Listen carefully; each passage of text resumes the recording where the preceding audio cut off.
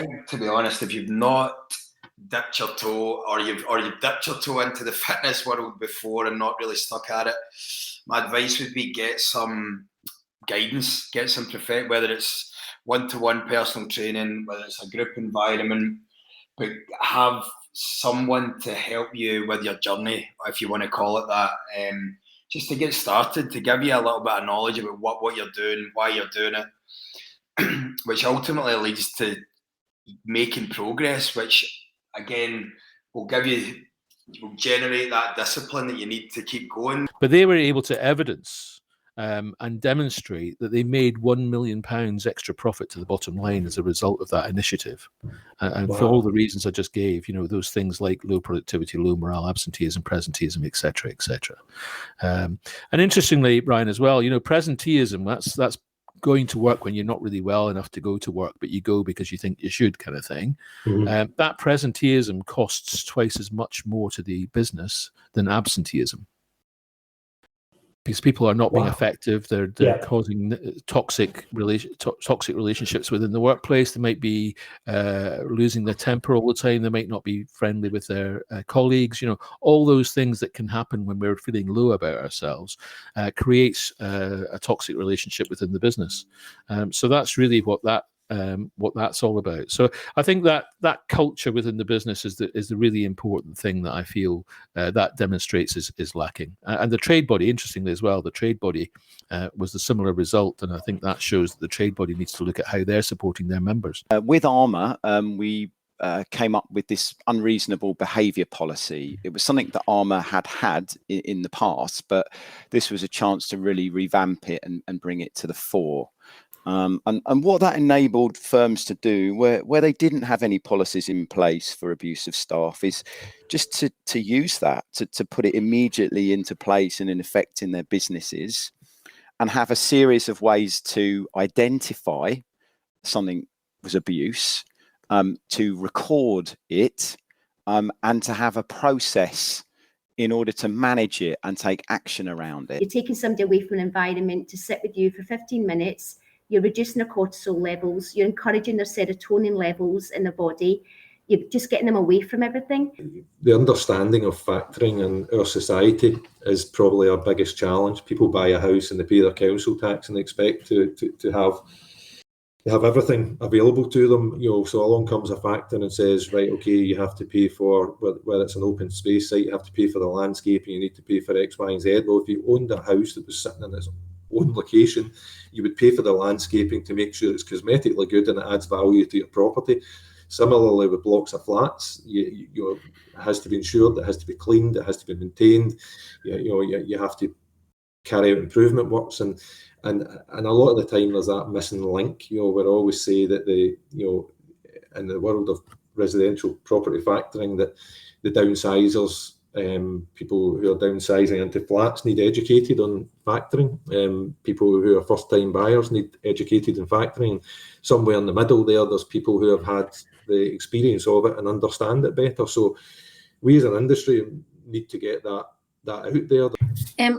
I've been on council for 5 years now, I think it is. And during that time, PMES has really kind of transformed itself and really, really developed and grown. In recent times, there's obviously been the involvement in the cladding crisis, which is ongoing, with David Reid sitting in the ministerial working group. We've also got the representation for our members on things like the Code of Conduct review and other legislative matters. And we have also just had our first kind of joint IRPM PMES online seminar, which was carried out, and that was really successful with a huge turnout and a high level of engagement from everyone. And that is hopefully the first of many collaborative ventures with IRPM and PMES going forward.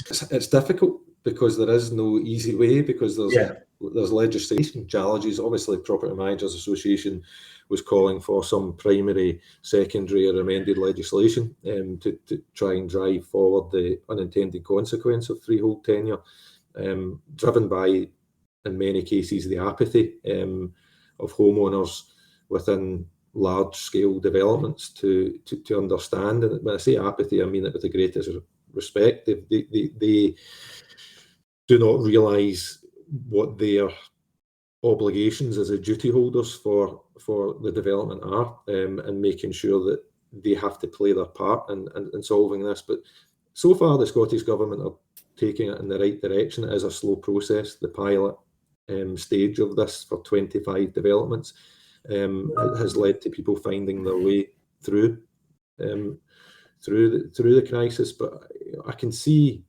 an end result that maybe isn't as far off as we think it is. And when nothing happens, you assume that the factor is doing nothing. Mm-hmm. You maybe don't understand that, the factor is running around trying to get other owners to sign up, and people are refusing, going back to the thing about enforcing repairs. And I think it would really help if factors had really good communication systems for telling owners what's happening, and just saying, we are still waiting for some owners to get back to us, or, we are trying to get quotes, just letting people know that things are happening. It's not just nothing that's happening, because if they don't hear anything, they assume it's nothing happening. One of the things other people on the podcast talk about often is the kind of challenges they face within the industry. Because it's not an easy industry to work in, and we've spoken a lot about the IRPM survey over the years and these sort of things. But what challenges have you faced in the industry?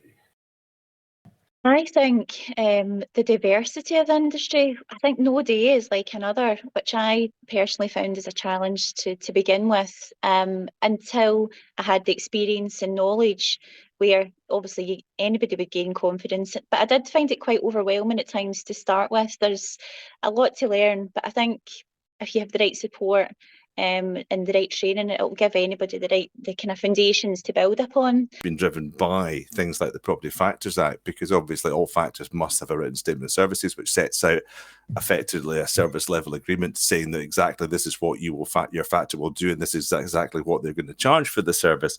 So that information is certainly a whole lot better than it was before the Property Factors Act, and a lot of factors will now use client portals, which you'll be familiar with. They'll use, good information on website. They'll use customer guides and so on. So I think that whilst there's always a need to make sure that people are properly educated, and that is absolutely the role of the factor, I think by and large we're much better at doing that than we were before. I think the information is much wider, it's much clearer, it's much better. And the second point of that is connected up with that is what that means for factoring and property management. And I think ultimately, and this gets down to sort of a core element of what we're talking about, is that ultimately having owners associations benefits property managers and vice versa from the other perspective as well. The property managers will find benefit in having owners associations, having a central contact, having someone that an organization set up that they can talk to, that they've got a contact person, a regular contact person that they can go and speak to, and they know, and that person knows what is required of them in order to approve repairs that need to be done and all the rules that are around that. What are the plans for learning and development at TPI? Well, this merger is really big thing for us that will open the doors to wider audiences for us, and also will allow us to improve our offerings to our members on both sides.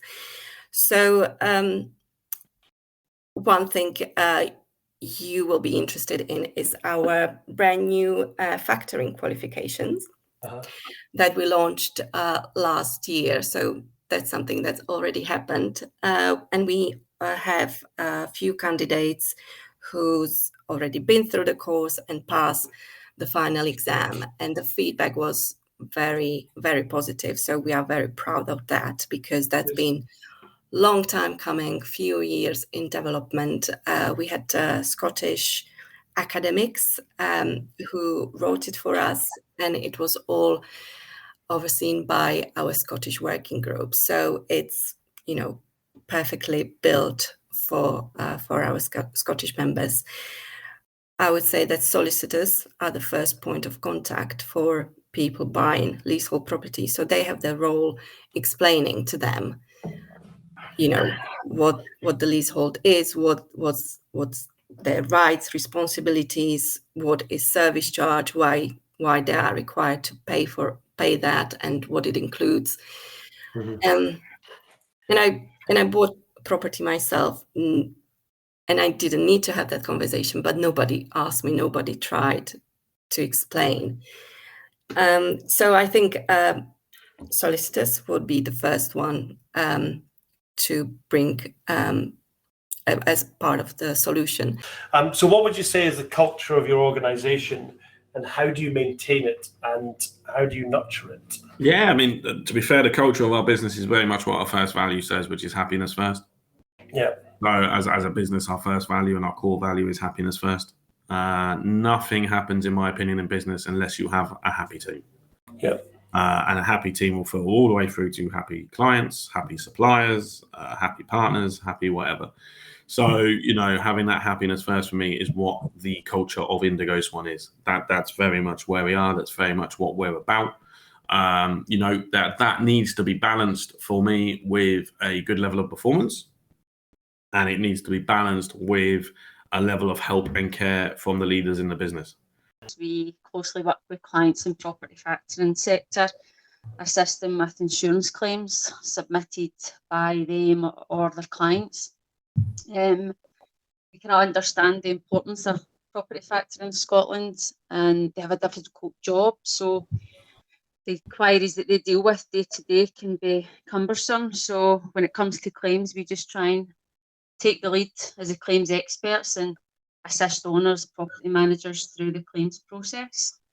But one of the difficulties is that within this single building assessment, instructions have to be given to people to undertake the work, and so on and so forth. Actually, some factors are really worried. Actually, should we be doing that? Or perhaps should isn't the right word. Can we be doing that? Because actually, would our professional indemnity cover that sort of input into this process? And that's quite a big issue. And professional indemnity cover is a big issue across the board. I mean, it's difficult to know, because I think if you were to focus on in this question on the core elements, I would think and expect those same core elements will be as present in 5 years' time as they were 5, 10, 15, 20 years ago. Because at the core of what we need to do and what a client wants is good customer service. They want us to be providing the right property management services at the right point, delivering it in the right way to address what their needs are. Do you know, I think we've got a good team culture, and that has come almost like verified by new members of staff that join us. We have teams within the business, but no matter what team you're in, there's other people in that team will help. So we've got a culture of, it's not just, there's not this tunnel vision in relation to what that person does. If someone's sitting next to them across from them struggling, they'll help them out. And the only reason that jumps out at me, genuinely, Brian, I literally recently someone joined the business and we're going through appraisals at the moment. And they've said they just are kind of blown away by the level of support that they get, not just from the exec board and their team leaders, but from their colleagues. Yeah. And that comes from, I've always wanted to, in my business, have people just want to help one another. It was actually something we implemented for property management firms, which was an approach to bulk tendering. And It was the way in which we developed a solution for aligning contract end dates, having a fewer number of suppliers, but really providing value to property management firms and then obviously residents. So by pooling everything together, creating like almost a property management or property manager's own little mini basket type thing. So each company has its own tender, but we can tender 1,000, 2,000, 3,000 meters at a time. Right. So it makes decision making much quicker. It makes admin much quicker. It makes the time burden for property management firms much, much lower. Picture a world where every property manager that was on your books was fully competent. They knew exactly what they were doing. They had a sure touch, a mature touch, a wise head on their shoulders. How smoothly would your business run then? Yeah. And so, a business needs more than just competent people. It needs to have good governance. It needs to have good systems. It needs to be up to date. That's where the business support side of TPI comes in. But from a qualifications point of view, if every property manager was competent and confident, then you would be a long way towards having a better industry, and indeed a kinder and more enjoyable industry to work in. I'm not sure educate's the right word. I think making people aware of the responsibilities, but that comes probably way before they've even bought the property. Yeah. And there has been changes afoot over the past few years where historically you would see people coming in, they had no idea who the factor was or that they even had a factor. Then the first thing is maybe a notification of an introductory letter, which certainly we do, and I'm sure everyone else does as well. And you would get a phone call saying, "Who are you and what are you talking about?" It's a huge area for us, the reporting, the reconciliation, and giving visibility to accounts teams on tracking their payments and watching them come in. Because if you're 1 penny out, you might as well be a million. If it's not adding up. So all of those reports are completely actionable as well. You can download anything as a CSV and upload it to your accountancy softwares. We also integrate with accountancy softwares as well to take another step out of the journey. So I think that's, I think those two are probably the biggest ways. And I think apart from that, for us as a business, it's sort of always been our sort of consultative approach to how we work with people. First of all, we want to understand that it is the right fit. Then we really want to understand, people's payment journeys, because we've been working together now, so we wanted to make sure that if we work with CPL, we can provide something that's going to be of real value to CPL clients. Where do you think EV charging is heading within the industry? I think we need to kind of split it into kind of two independent areas. There's EV charging for new build properties, and EV charging for properties where there's a demand from the owners to retrofit. So I think EV charging for new build properties, we're already seeing this, that most, well, it depends when they were actually green lit, but most new build blocks of flats that are going up now are going in with the infrastructure there. As Andrew always memory puts it, stating something without data is just an opinion. So we do get a lot of data from our members to back up arguments. We signal to members upcoming legislation, how it will affect them, how best to prepare. And a big thing, of course, we represent the industry to government in terms of consultation responses, select committees. I think we've got 29 consultations on the go at the moment. Wow. So we do all of that. And then the public as well. I won't just say we just help ourselves. We do help the public as well. So we engage a lot with government, pointing out where legislation can be improved to help leaseholders, where things aren't working. So like energy prices we're on at the moment, and make suggestions how to improve them. So there's lots we can do. Is enough being done? The straight answer to that one is we are trying our best to get things done as quickly as possible. However, you're absolutely right. It's not that not enough is being done. It's more that we're doing what we're doing. And I really like Chris's analogy there about war and how we're not going to tell anybody about the war until we've won it. And he's absolutely right there. And it's really pivotal. Actually, what we need to do more of is, lots of morale boosters, I suppose. Yes. Being able to, as Chris is saying, communicate out, because we have been doing an awful lot of good work. I think we've just we've been so preoccupied with not trying to build expectations, because we know what we want as a final outcome. That's been clearly articulated in the mortgage lending and cladding, working groups report and its recommendations. So we do know where we're trying to get to. But yeah, I think that is important, because people now more than ever want to be involved in the management of their own property. And gone are the days where the factor was some figure on high who dictated to the owners how the building would be maintained and how much that would cost. So bringing the customers with us is hugely important, and that's what we need to, companies like yourselves to help us with and really help us produce these products that will do that for us. Yeah. If you're going into a situation where there are going to be complaints, where there's going to be people antagonizing you, prepare for that in advance, right? What are some of the things that they could come up with? Okay, maybe I write down 5 different complaints they may have. What are going to be my 5 different answers then to those complaints? Preparing that in advance can help. Okay. And then also knowing how to deal with the difficult questions that come your way. Having a response, a structure in mind for your response can help tremendously. You really are looking to have a combination of a whole raft of strengths in your team. So when you build a team, look at what the strengths you already have are, and then look at what other people can bring into that team.